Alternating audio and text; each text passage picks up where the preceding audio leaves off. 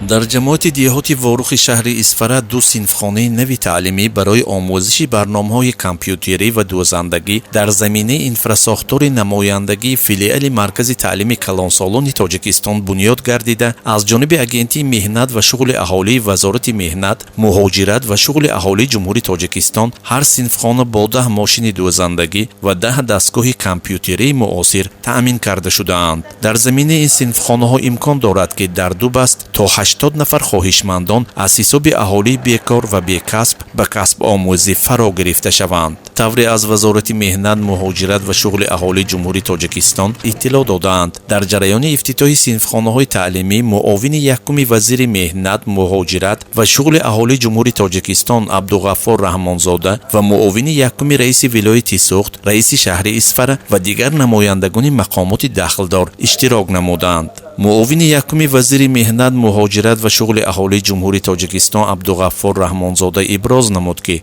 ташкил намудани чунин синфхонаҳо дар партави сиёсати президенти мамлакат ва дар доираи нақша чорабиниҳо аз натиҷаи сафари вазири меҳнат, муҳоҷират ва шуғли аҳолии Ҷумҳурии Тоҷикистон ба минтақаи Ворух амалӣ гардида, ин иқдом барои ҳарчи бештару беҳтар омӯхтани ихтисосҳои муосир, ба касбомӯзӣ ҷалб намудани сокинон ва дар ин замина таъмин намудани бозори меҳнат бо мутахассисони касбӣ мусоидат менамояд.